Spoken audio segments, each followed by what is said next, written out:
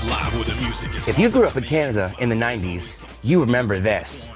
The chaos, the slime, the sequin jackets. Uh-Oh wasn't just a game show, it was a moment. And at the center of it all was Wink Yahoo. But before the character, there was Scott Yaphe. And this is how it all began. Where it all started was basically, I was a kid who liked goofing around in class, and my mom used to say, oh, Scott, when I was young, I was the class clown, and now you're the class clown, and didn't really know what that meant until it, turned into kind of like a career when I was, I think, 13 years old. My dad had a client who was producing a pilot. It was called My Lovely Bank. So it got my professional acting chops kind of, not my chops, but my juices flowing. So I wanted to do it. And then went to business school. And while I was there, I was having a change of heart. I really didn't want to do business anymore. And I missed some performing to some degree. And I started doing some radio stuff, and I thought, I'm gonna go back to Montreal and apply to some Ontario schools for some fine art and even radio and television at Ryerson.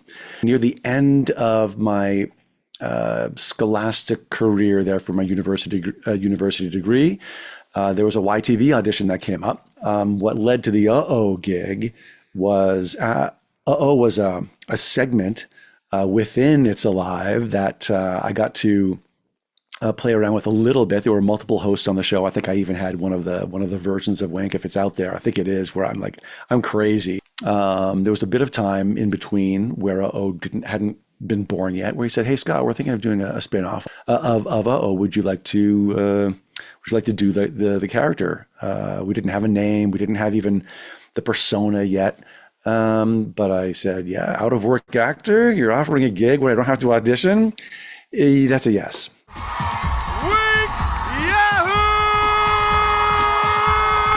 While many remember him as Wink Yahoo from Uh-Oh, Scott Yaphe's career goes far beyond the game show. He's built an impressive resume across film and television. Here are some of the highlights from his journey as a working Canadian actor. I've been blessed. Amelia, the movie Amelia with Hilary, Swank, and Richard Gere, which was an amazing blast. Got to go to the premiere. My Babysitter's a Vampire, Sixth Grade Alien, The Tuxedo with Jennifer Love Hewitt and Jackie Chan. I had a great experience with that, and a director I'm still friends with to this day. Oh, please bring on the grand prize contenders. For many Canadians, Uh-Oh wasn't just a show. It was a part of growing up. And years later, that impact still sticks.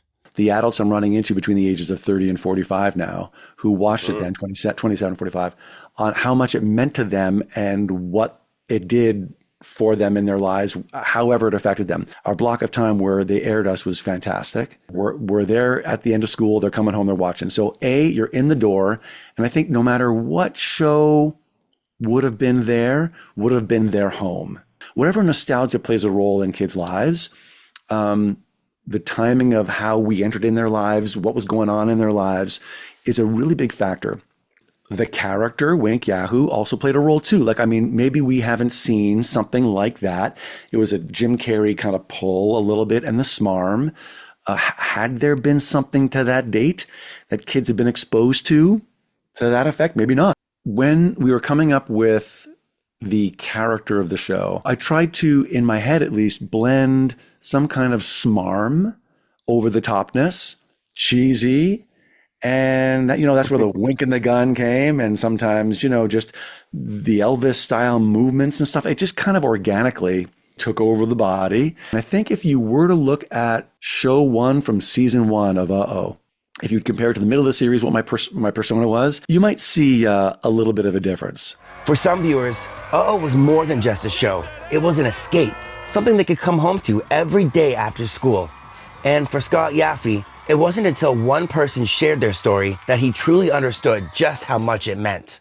Even though I knew this would be the case, maybe at the back of my head, this person actually voiced it, where they said, I came home after school, and I didn't have a great childhood growing up.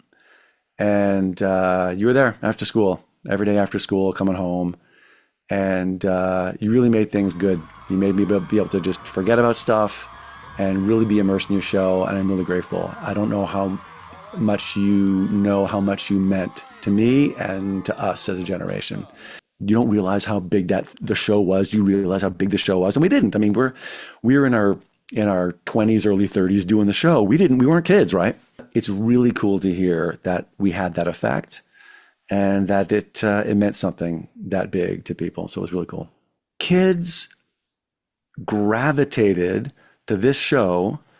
We were there for them. They loved it. It was a mess. We had the GIMP Punisher on it, literally throwing kids around like we'd get sued today in nobody's business. You'd never see that being done today. Like, he fireman carried this kid and like threw him into the mayhem pool. And I was like, Punisher, control, like yourself.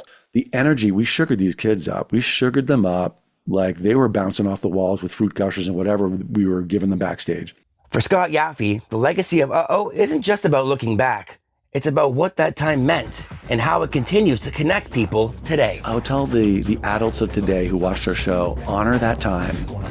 Know that it was an important part of your life, and that we can still blessedly be part of your life today in terms of how I can interact with you on Instagram or in any other ways, which is awesome. We never had that accessibility to our level of stars back then, so that's really cool.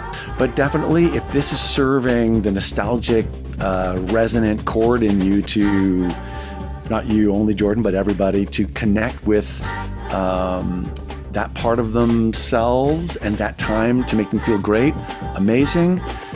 But not to make it look like today is not great, or the future is not going to be great. So it's more from the way we see the world and ourselves in it.